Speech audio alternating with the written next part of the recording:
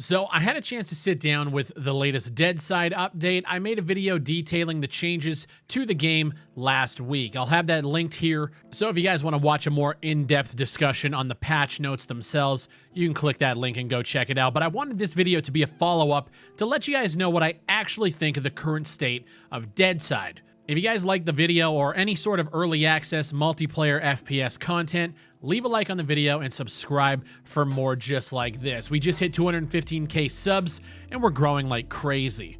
Let's talk about Deadside. Now, the largest complaint I had around 80 hours in the game was just the lack of content. We run a private server for Twitch subs where we have 3 different streamers in my stream team, Team Apex, all running our own factions with our community members. The game in its vanilla state is an action-oriented open-world shooter where KOS runs rampant. If you drop in, you need to have your head on a swivel. These rule sets that we've made with different territory and zone controls have made the game a little bit less chaotic, but once you start doing missions and fighting the AI scavs that are in these missions or roaming around the map, the worry of other real player groups coming to steal the loot and take your shit as well just makes it much more intense. Instead of having chaotic open world combat, we've narrowed the action down to really concentrated areas with a focus on team play. Some of the changes that we requested when the game first launched a year ago was larger group sizes, and we got just that. They've moved them from 5 to 10 players per faction, all around the map, grouped up, completing missions, raiding underground bunkers, and just trying to have a good time. A little light RP in there as well, and it just makes for an awesome server. Now, last year, shortly after launch, it was clear to all of us that the game just didn't have enough content.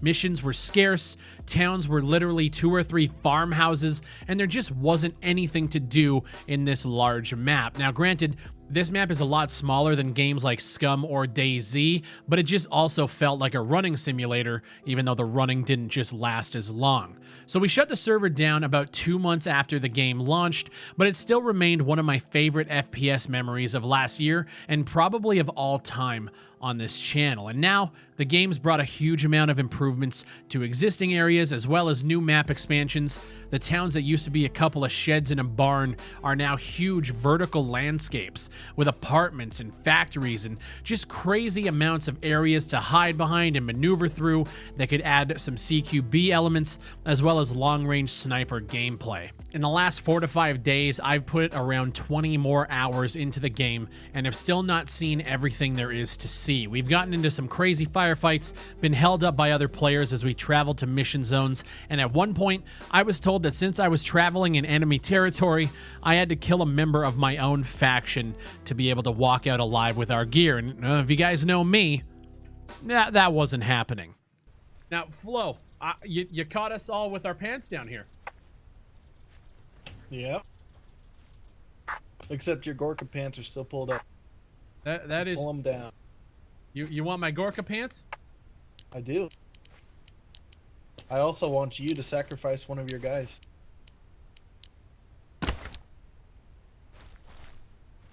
Do I? What do they get? What do they get? They get to. The rest of them get to leave alongside you. All right. I mean, shit. You drive a hard bargain. There's my pants. You mind if I talk with my boys to decide which one's which? Yeah, of course. Come on, back up. Let us talk in private, goddammit. All right. All right, boys. I'm not gonna lie to you. It ain't looking good. I'd rather do a deal here where I could share some of the loot that we just grabbed from both of those missions with you guys. If we fucking bully them, maybe not kill them, but move on our way. It's fucking. Excuse me. Sorry, what? I heard that. You heard what? You guys. Hey, what's up, Fry? Oh, who's You're this? gonna share your loot. Drac. Oh, Drac. Wait, what group are you from? Rioters. Oh, okay. Yeah. Need somebody to watch his back. Sure, yeah, no doubt. What do you think, Arctic? Oh no, I say everyone just does, 30 clicks, backwards, and we just leave. Nobody gets hurt. And No. Your group can do that, Arctic. Fry's group, on the other hand, One of them motherfuckers has to die. Why, wait, so you're gonna let these fuckers roam free because you can't have the, what? Because you got the mission, yeah? No, we didn't get the mission. Oh, then why were you saying you're gonna give mission items to Arctic? I didn't say that. I think your ears are ringing from the helicopter crash. Tinnitus. Are you? No. You can't recycle my fucking jokes. Well, hey, I think it's a pretty good joke. It is a pretty good joke. I think it's a pretty good joke. Listen, I'm not here for any funny business. Arctic, you're good to go. Just get the fuck out of here. Hey, put your gun down. Put your gun down. See, I don't fucking think so. Back the fuck up. Put your gun. Oh, motherfuckers. I tried. I'm not putting my guys down. It's not happening. It's not fucking happening, dude. Not happening. I tried. I fucking tried, bro. Yeah, we're here to help you. All of this fun that we're trying to have on this server, bringing the community together, has been possible now that the world feels like it has interesting points of interest. It's taken a long time to get here, but I like it. With the addition of swimming animations and changes to the way the weapons fire with recoil and further tweaks to those first-person animations as well, the game's actually coming along pretty nicely. And then we get to the base building, which was another big negative point from last year. It's still pretty trash. They gave us the ability to add players to the registry, so more people can now experience just how shitty building a large base in this server actually is.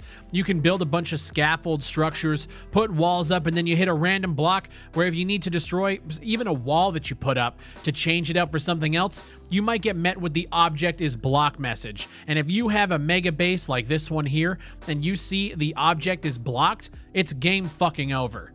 You'll need to tear down piece by piece to find the one glitched wall or scaffold or whatever the hell it is, tear your hair out in the process, and then sigh as most of the materials left on the ground have either despawned or has been so unorganized in stash containers that you just want to log off.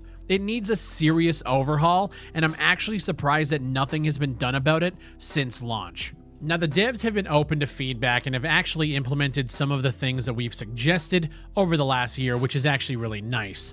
The slow update process has been a pain in the ass, but I'm looking at this game through a different lens than other games that I play. If I can play Deadside for 2 months out of a year and put a couple hundred hours in as the game develops further, I'll be happy. I'm not one of those guys who can play a game like DayZ every day for years on end for the rest of my life. Kudos to those who can.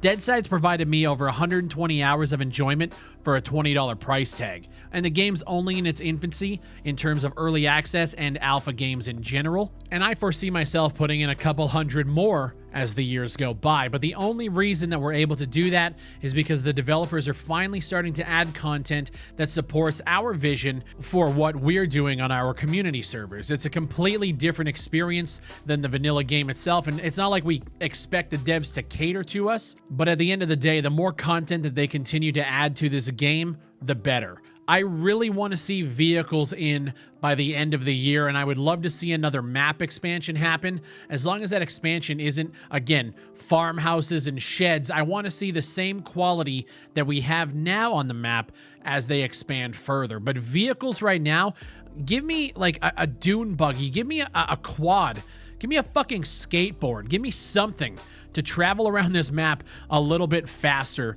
than what we have right now. It's a running simulator, just like DayZ, Miscreated, and every other survival game out there. This game just focuses more on the action, which I do love. And with more and more weapons and attachments and all of this stuff being added to the game as well, on like the lower end for inventories, it's just getting better and better. I'm really happy with the way this update turned out. I'm a little upset that it took this long to get some of these features implemented, but we're on our way, which is great. Deadside's one of those games that I get a lot of people asking me, is this game worth playing if I enjoy games like DayZ? They're two completely different experiences in the same genre. DayZ focuses more on the survival, Scum focuses way more on the survival elements, where Deadside focuses more on the action. You jump in, you knife some AIs to death, steal their guns, and then you go and do missions, you kill other players, and that's the gameplay loop. You work towards getting better gear, There's safe zones in the north and the south of the map where you can store gear, go out on loot runs, rinse and repeat. But the difference between Scum and DayZ and Deadside is Deadside at launch was actually optimized. You could run this game really well on lower end systems. DayZ, when it came out, was a fucking disaster. Now, if you're trying to compare the two in terms of content and features, DayZ's been in development since, before 2013 when it hit early access. It's been in development for a decade at this point. It's really tough to compare. But if you are looking for a different experience in DayZ, looking more on like the Battle Royale side where you drop in, get gear, and kill motherfuckers, Deadside's for you. And it's currently 20% off on the Steam sale. This isn't an ad. I just really love the game. That sale apparently ends July 8th. They also have a supporter pack on there. Now, it's a little bit more money, but you get 18 additional safe zone storage slots. You get advanced skins for your starting knife and lighter, as well as a camo skin for the starting t-shirt. And basically, they say that that list is going to be expanded as development continues with Deadside. And I'm really happy and excited to be talking about this game again, and I'm really looking forward to seeing the next big update for Deadside. My name is Big Fry. If you guys enjoy the content, again, leave a like on the video, subscribe for more early access, multiplayer, FPS, everything in between. We just hit 215,000 subscribers, and if you guys want to support the channel at a higher level, 99 cents a month, click the join button down below. You guys can see all the information there. It supports the channel, so I don't have to take ad integrations and sponsored content that you guys really don't give a shit about. Thank you guys for watching. Have a great day, and I'll see you on the next one.